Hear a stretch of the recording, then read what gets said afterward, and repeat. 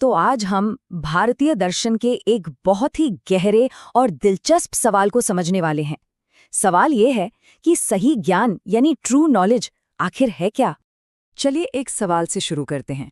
जो कुछ भी हम अपनी आंखों से देखते हैं या कानों से सुनते हैं, क्या वो हमेशा सच होता है? क्या इस बात की कोई गारंटी है? या क्या ऐसा भी हो सकता है कि हमारा अपना दिमाग ही हमारे साथ कोई खेल खेल रहा हो, हमें धोखा दे रहा हो? तो बस इसी सवाल का जवाब ढूंढने की कोशिश करते हैं।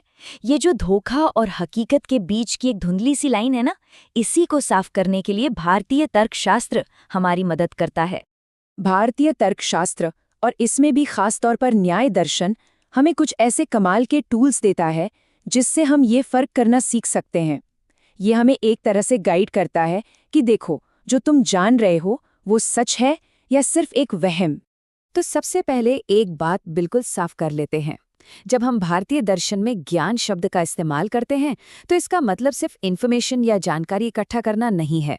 नहीं, ये उससे कहीं ज्यादा गहरी चीज है।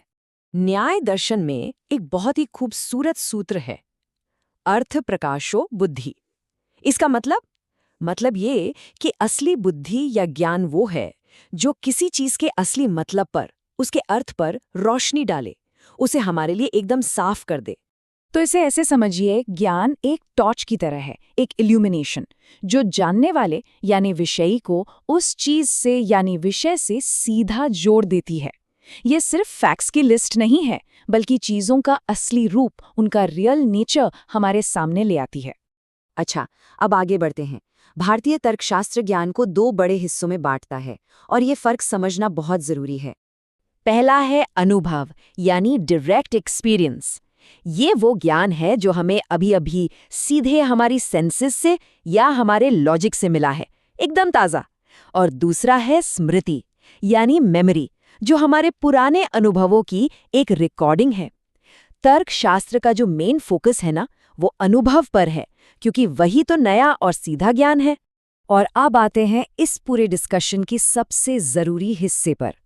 ज्ञान को उसकी सच्चाई, उसकी वैलिडिटी के आधार पर कैसे परखा जाता है।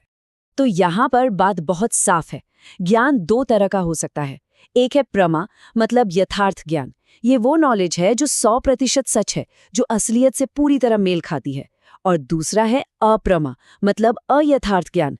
इसमें शक, गलती, वहम, ये सब शामिल होता है। अब ये प्रमा और अप्रमा सुनने में थोड़े भारी शब्द लग सकते हैं, है ना? तो चलिए इसे भारतीय दर्शन के सबसे मशहूर उदाहरण से समझते हैं, बहुत आसान हो जाएगा।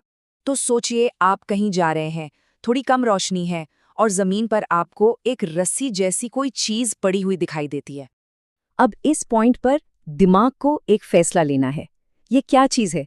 और यहीं से दो रास्ते निकलते हैं, दो संभावनाएं बनती हैं। पहली संभावना तो ये है कि दिमाग उसे सही सही पहचान ले कि अरे, ये तो सिर्फ एक रस्सी है। और दूसरी संभावना ये है कि कम रोशनी की वजह से दिमाग धोखा खा जाए और उसे सांप समझ बैठे।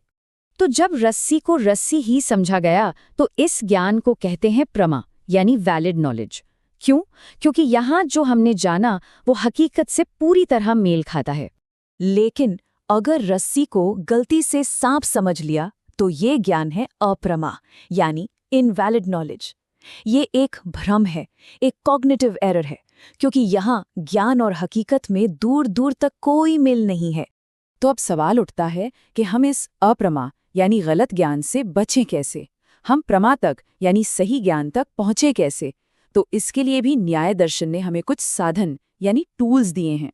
इन्हें कहते हैं 4 प्रमाण यानी सही ज्ञान पाने के स्रोत। पहला है प्रत्यक्ष, मतलब जो हम सीधे अपनी सेंसेस से जानते हैं। दूसरा है अनुमान, यानी लॉजिक लगाकर किसी नतीजे पर पहुंचना। तीसरा है उपमान, यानी किसी जानी हुई चीज से तुलना करके कुछ नया समझना। और चौथा है शब्द, यानी किसी भरोसेमंद एक्सपर्ट या ग्रंथ की बात पर विश्वास करना।